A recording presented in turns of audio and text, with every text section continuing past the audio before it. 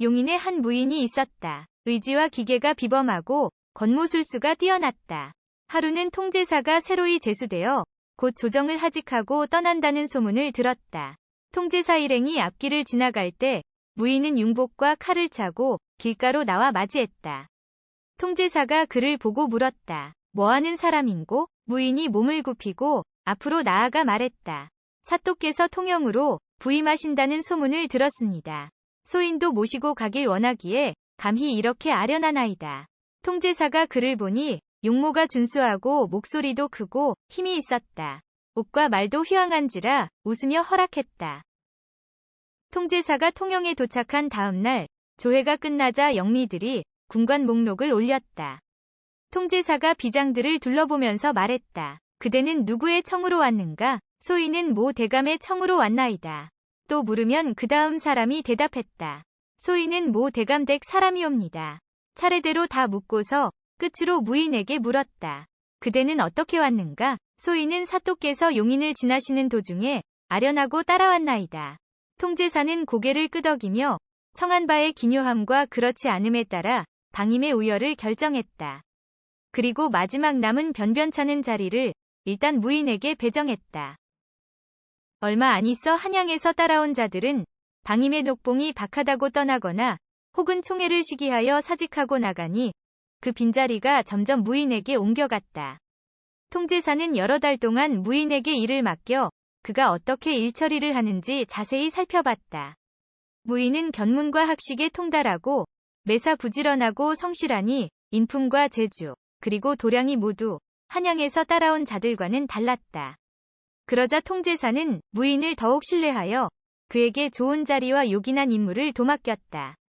그러나 무인은 금전상의 착오를 많이 냈기에 다른 비장들이 번갈아 통제사에게 이를 간언했다. 하지만 통제사는 조금도 흔들리지 않고 무인을 더욱더 가까이 여기며 믿고 그가 가명의 여러 업무를 두루 살피게 했다. 임기가 다해가던 어느 날 밤 무인은 알리지도 않고 도망을 쳤다. 그러자 여러 비장이 일제히 통제사를 아련하고 말했다. 사또께서는 소인들을 믿지 않으시고 중도에서 따라온 근본조차 알 수 없는 자를 지나치게 믿으셨습니다. 가명의 돈을 모두 그자의 손에 맡기셨는데 이제 하룻밤 사이에 도망쳐버렸으니 세상에 이런 허망한 일이 또 있습니까? 통제사가 여러 비장에게 각 창고에 남아있는 재물을 점검하게 하니 모두 비어 있었다. 통제사는 망연자실하여 다만 천장만 바라보고 탄식할 따름이었다. 얼마 뒤 임기가 끝나 돌아가려 하는데 경신년을 맞이하여 조정의 환국이 일어났다. 남인이 모두 배척되고 물러나니 통제사도 남인이라 연주를 다 잃어 벼슬 얻을 길이 없었다. 몇 년 동안 벼슬을 하지 못하니 가게가 몰락하여 한양집을 팔고 남대문 밖 이문동으로 나와 살게 되었다. 그리 되자 옛날 친하던 비장들은 단 한 명도 와보지 않았다. 아침 저녁 끼니를 여러 번 걸으니 걱정이 되었으며 울적하고 슬퍼져서 날마다 앞창을 열고 큰 길만 내려다보았다. 하루는 준말을 탄 어떤 사람이 말에 한 짐을 지우고 종자 대여섯 명을 거느리고 남대문을 향해 오고 있었다. 그가 어느덧 이문동 입구로 들어와 곧바로 통제사의 집 대문 안으로 들어와 얼른 말 한 장에서 일어나 말에서 내렸다. 계단을 걸어 마루로 올라와 방으로 들어와 통제사에게 절을 올렸다. 통제사도 답배를 하고 자리 잡고 앉았다. 그 사람이 먼저 물었다. 사또, 소인을 모르시겠습니까? 통제사가 놀라며 말했다. 모르겠소만. 사또께서는 예전에 통제사로 부임해 가시던 길에 사또를 뵙고 따라간 자를 기억 못하시겠습니까? 소인이 바로 그 사람이나이다. 통제사가 그제야 분명히 알아보았다. 공공한 지경에 처해 있으니 그가 가명재물을 모두 도둑질해 몰래 도주한 죄를 꾸중할 겨를도 없이 찾아준 것만으로도 고마워하며 물었다. 자네 그간 어디로 갔다가 이제 무슨 까닭으로 찾아왔는가? 그가 대답했다. 소인은 생면부지의 사람으로 스스로를 추천하여 사또를 수행해 갔습니다. 무사람의 조롱과 비웃음이 온갖 곳에서 터져나와도 사또께서는 하나도 새겨듣지 않으시고 저를 아끼고 신임해 주셨지요. 소인이 돼지와 물고기가 아닌 이상 어찌 감사하지 않았겠습니까?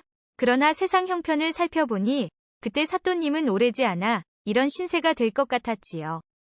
약간 남은 녹봉을 가지고 귀가 한들 몇 년이나 쓸 수 있었겠습니까? 그런 고로 소인이 사또를 위해 꾀를 한 가지 마련해 은떡에 보답하고자 했습니다. 그런데 사또께 먼저 말씀드리면 필시 허락하지 않으실 것 같아 속이는 것이 죄가 되는 줄 알았지만 돌아볼 겨를이 없었습니다. 가명의 재물들을 모처로 몰래 옮겨가서 특별한 곳에 장원을 만들고 재반 경영을 이제 다 정돈하였습니다. 사또께서 거기로 가시어 여생을 보내시라고 감히 청하러 왔습니다. 사또께서 스스로 헤아려 보셔도 이런 세상에서는 벼슬길도 막혀 기갈과 곤란이 더 심해질 것이니 어찌 울적하게 여기 오래 사시겠습니까? 사또, 부디 잘 생각하십시오. 통제사는 그 말을 듣고 한참 골똘히 생각하다 그 말에 일리가 있는 것을 깨닫고 마침내 허락했다. 그러자 무인은 데리고 온 여러 노복에게 밥상 둘을 차리게 해 하나는 사또에게 바치고 또 하나는 안방으로 들여보냈다. 사흘을 머물면서 집안 물건들을 수습하고 가마를 준비하니 통제사는 부인과 함께 일제히 길을 나서 무인을 따랐다. 출발한 지 며칠 만에 큰 고개가 앞에 나타났다.